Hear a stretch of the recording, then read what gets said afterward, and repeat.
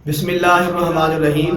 मेरे प्यारे मुसलमान भाइयों, पहला वीडियो देखो कि ये बंदा घोड़ा लैके कित्थे आ गया है और किदे करीब पहुंच गया है। उस तो बाद मैं तुहाडे नाल एक दो बात गुजारिश करना वा। जी हाँ जनाब, वीडियो वेख लीजिए। ये शिया आदमी है घोड़े नूं लैके, जिन्होंने जुलजना भी कहते हैं, घोड़े नूं लैके मस्जिद के अंदर दाखिल हो गया, हत्ता कि मिंबर रसूल के करीब पहुंच गया। घोड़े ने अपने पैरों के नाल मस्जिद नूं रौंदे है, मिंबर रसूल के कोल पहुंच गया। इन्हां लोकां नूं, इन्हां शिया लोकां नूं अल्लाह माफ फरमाए, मस्जिद दा कोई अदब, कोई एहतराम, कोई ओदी इज्जत, कोई ओदी हुरमत, ओदा कख नहीं पता कि यार घोड़ा अंदर जाएगा, ये जानवर है, मस्जिद दा तकद्दुस पमाल होएगा, मस्जिद दी तौहीन होएगी, इन्हां नूं इहदा कोई एहसास नहीं। मिंबर रसूल दे कोल लैके गया है, इहनूं ये नहीं पता कि मिंबर रसूल दी तौहीन होवेगी, मिंबर रसूल दी बेहुरमती होवेगी। अल्लाह माफ फरमाए, आदमी जिहड़ा है ओह गुनाहगार होगा ना, इन्हां नूं कख नहीं पता। इमाम हुसैन रजी अल्लाह तआला अन्हु दे इश्क दे अंदर, उन्हां दी मुहब्बत दे अंदर आके ये घोड़ा अंदर लैके आए ने कि इस घोड़े ते इमाम हुसैन बैठे ने। हालांकि इस घोड़े ते नहीं बैठे, उन्हां दे ज़हन विच भी ऐ ही है कि इस नस्ल दे घोड़े उत्ते यानी कि इमाम हुसैन सवार होए ने ते उन्हां दी मुहब्बत दी आड़ विच आके ते घोड़ा अंदर लैके आए ने। उन्हां दी मुहब्बत दी आड़ विच आके इन्हां लोकां नूं ना मस्जिद दे एहतराम दा पता है, ना उन्हां दी हुरमत दा पता है, ना मस्जिद दे तकद्दुस दा पता है, ना मिंबर रसूल दा एहतराम रहा इन्हां दे दिल दे अंदर। इमाम हुसैन दी मुहब्बत दी आड़ विच आके ए सारे मामले गलत पे करदे ने। मैं कहना जिस जानवर ते इमाम हुसैन बैठे रजी अल्लाह तआला नु ओदी इज्जत एहतराम इन्नी करदे ने कि दुनिया जानती है सारी किन्ना करदे ने। लेकिन जिस अबू बकर सिद्दीक रजी अल्लाह तआला नु दे कंधे उत्ते मेरे कमली वाले बैठे ने, उस अबू बकर अल्लाह माफ फरमाए काफर तक कहंदे ने, जहन्नमी तक कहंदे ने, गलत गंदी और बुरी ज़बान इस्तेमाल करदे ने। ये ते पक्की बात है, मैं अपने को नहीं कह रहा, मैं पक्की ते सच्ची बात पे करना पिया। लिहाजा ये बंदा इन्हें मस्जिद का एहतराम भी नहीं किया और मिंबर रसूल का भी एहतराम नहीं किया, घोड़ा लैके जनाब मस्जिद के अंदर दाखिल हो गया।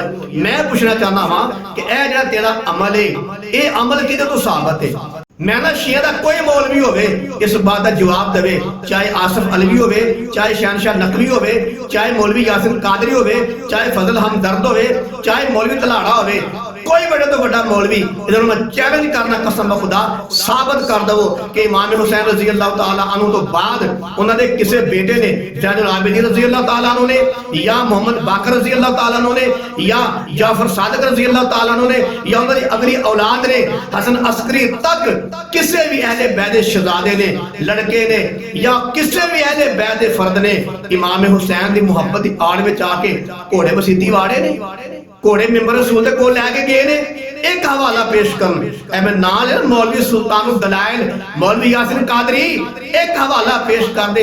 रब्बे कायनात दी कसम चुक के कहना, अल्लाह दी कसम चुक के कहना, मैं शिया हो जाऊंगा, सारे अपने घर दे शिया कर लवांगा। एक हवाला पेश कर दे कि तुसी घोड़े मस्जिद अंदर लैके आउंदे हो, मिंबर रसूल दे कोल खड़दे हो, अहले बैत ने अमल कीता होवे। ए अहले बैत दी तालीम नहीं, तुसी ए काम करके अहले बैत दी तालीम नूं बदनाम पे कर दियो। लिहाजा ये तुहाडा तरीका अहले बैत वाला नहीं, और दावा तुहाडा अहले बैत दी मुहब्बत दा है, लेकिन अमल तुहाडे अहले बैत तो बिल्कुल कोसों दूर ने। तेनू दुख इस बात दा इमाम हुसैन दा दुख है या गम है या उन्होंने मजलूमीयत तेनू गम है कि मजलूमा शहीद किए गए ने, जुल्म किया गया है बैत ते, तेनू आज दुख लग गया है ते ओ दुख दा मदावा पूरा करने वास्ते तू घोड़ा लैके मसीती आ गया है। ते जेड़ा इमाम हुसैन रजी अल्लाह तआला अन्हु दा सक्का बेटा है ज़ैनुल आबिदीन रजी अल्लाह तआला अन्हु, जेड़े करबला दे मैदान ते मौजूद सन ते करबला दे मैदान तो 40 साल बाद तक जिंदा रहे ने, जिन्हां अपनी अखां दे सामने करबला दा मंजर वेखिया है। क्या उन्होंने अपने बाप का गम नहीं सी? क्या उन्होंने अपने घर का गम नहीं, दुख ते अफसोस नहीं होया कि साडे बाप नूं जुल्म शहीद किया गया?